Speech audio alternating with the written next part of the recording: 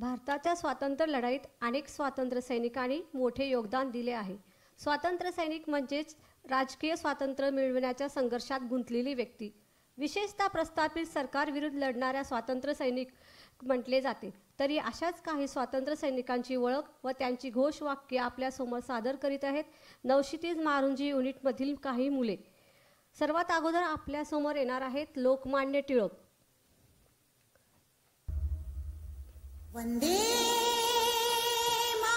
स्वराज हा माझा जन्मसिद्ध हक्क आहे आणि तो मी मिळवणारच.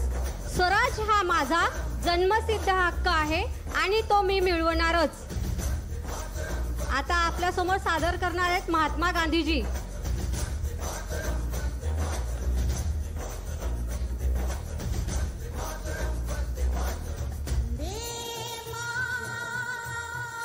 चले जाओ अंग्रेजो भारत छोड़ो, चले जाओ अंग्रेजो भारत छोड़ो.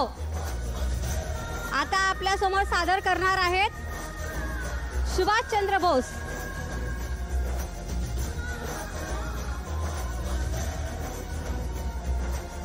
तुम मुझे खून दो मैं तुम्हें आजादी दूंगा. तुम मुझे खून दो मैं तुम्हें आजादी दूंगा. आता आपल्या समोर येणार आहेत भगत सिंग. समोर इन्कलाब जिंदाबाद, इन्कलाब जिंदाबाद. आता आपल्या समोर येणार आहेत राजगुरू.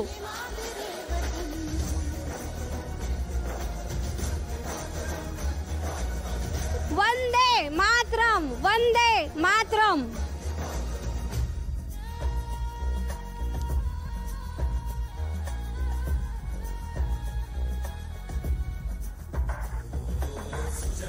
आता आपल्या समोर येणार आहे सुखदेव.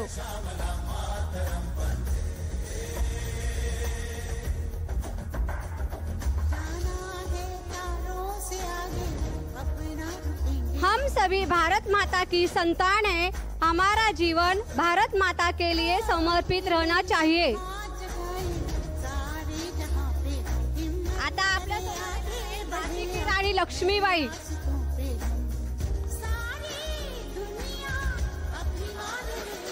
मैं अपनी झांसी नहीं दूंगी, मैं अपनी झांसी नहीं दूंगी.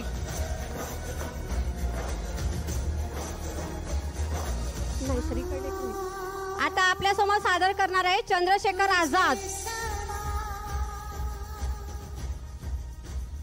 दुश्मनों की गोलियों का सामना करेंगे, आजाद है आजादी रहेंगे.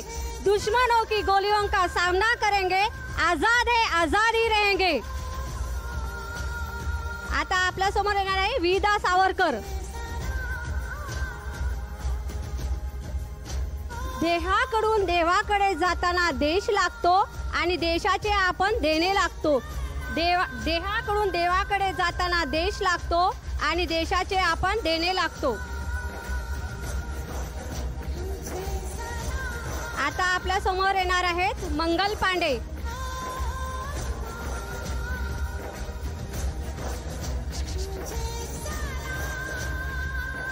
मारो फिरंगी को, मारो फिरंगी को.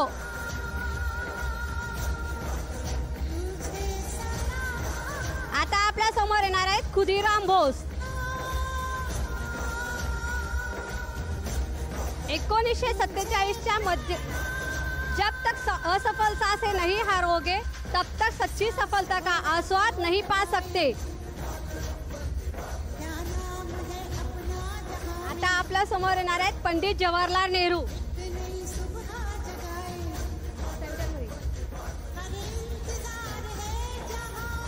1947च्या मध्यरात्री एका नव्या राष्ट्राचा जन्म होणार आहे आणि त्या राष्ट्राचे नाव आहे भारत. वंदे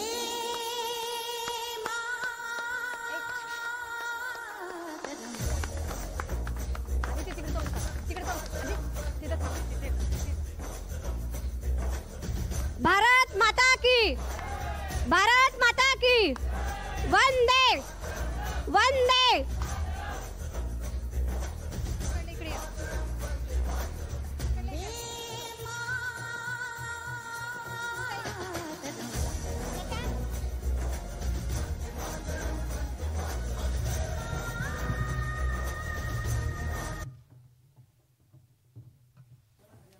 काय अप्रतिम सुंदर परफॉर्मन्स होता हा.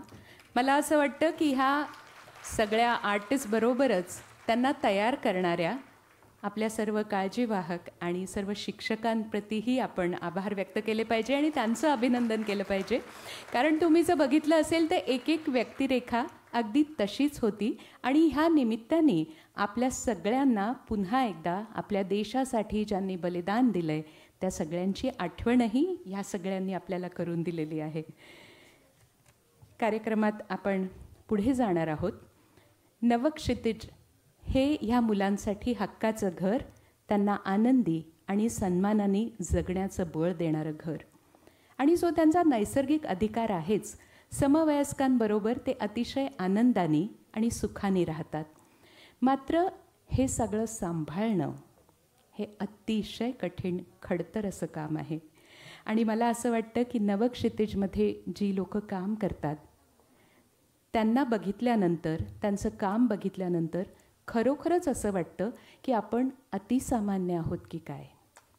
कारण हे सगळे जे काम करतात ह्या मुलांबरोबर कस लागतो त्यांच्या हुशारीचा, त्यांच्या कामाचा, त्यांच्या पेशन्सचा, सगळ्याच गोष्टींचा, आणि तरी देखील जिद्दीने ते कार्यरत आहेत ह्या सर्व मुलांबरोबर.